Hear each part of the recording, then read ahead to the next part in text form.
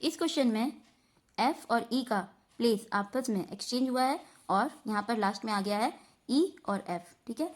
उसी तरह एन और ई का भी प्लेस आपस में एक्सचेंज हुआ है और आगे में आ गया है ई और एन करके, ठीक है।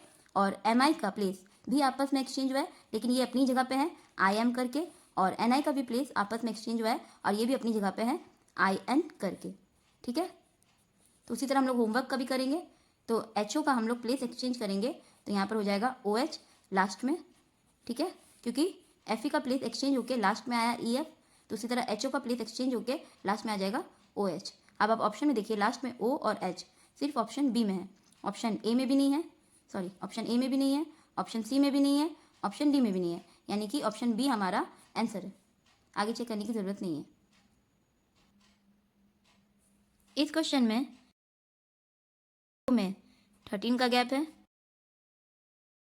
और आर में 13 का गैप है, ए और एन में भी 13 का गैप है और के और एक्स में भी 13 का गैप है, ठीक है। तो हम लोग इसमें भी वही करेंगे, एफ का नंबर 6 होता है, 6 में प्लस करेंगे 13, जैसे इन सब में 13 हुआ है उसी तरह 6 में भी प्लस करेंगे 13, तो हमारा आ जाएगा 19 हमारा एस का नंबर होता है।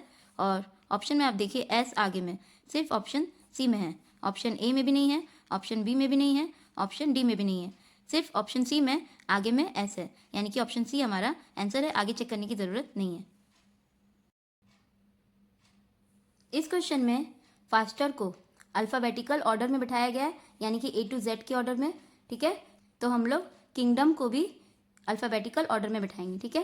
तो सबसे पहले हम लोग यहाँ पर के लिख लेते हैं, ठीक है, और के से पहले आई आता है अल्फ़ाबेटिकल ऑर्डर में, एन के बाद आता है, जी आई से पहले आता है, डी जी से पहले आता है, ओ एन के बाद आता है, एम के बाद आता है, एन से पहले आता है, यानी कि D G I K M N O, option B हमारा आंसर है।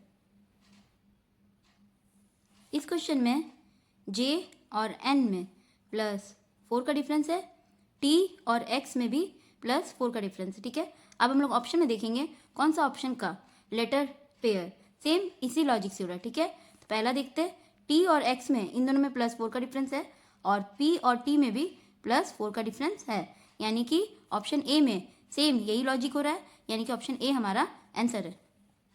आप लोग चाहे तो ऐसे भी कर सकते हैं, जे और टी इन दोनों में +10 का डिफरेंस है, ठीक है, और एन और एक्स में भी +10 का डिफरेंस है, ठीक है। अब हम लोग ऑप्शन में देखेंगे कौन सा ऑप्शन का लेटर पेयर सेम इसी लॉजिक से हो रहा है, यानी कि दोनों में ही सेम डिफरेंस आना चाहिए, ठीक है। तो पहला देखते हैं, टी और पी में इन दोनों में -4 का डिफरेंस है, एक्स और टी में भी -4 का डिफरेंस है, ठीक है। अब आगे भी चेक कर लेते हैं, आर और के में -7 का डिफरेंस है, ठीक है, और 15 का डिफरेंस है, ठीक है, यानी कि ऑप्शन बी नहीं है। ऑप्शन सी देख लेते हैं, जी और एस में +12 का डिफरेंस है, के और यू में +10 का डिफरेंस है, यानी कि इन दोनों में भी सेम डिफरेंस नहीं है, यानी कि ऑप्शन सी भी नहीं है। ऑप्शन डी भी देख लेते हैं, एल और डी में -8 का डिफरेंस है, पी और जी में -9 का डिफरेंस है, यानी कि इसमें भी सेम डिफरेंस नहीं है, यानी कि ऑप्शन डी भी नहीं है। सिर्फ ऑप्शन ए में -4 दोनों में ही सेम डिफरेंस है, जैसे यहाँ पर +10 है +10 है, तो यानी कि ऑप्शन ए हमारा आंसर है।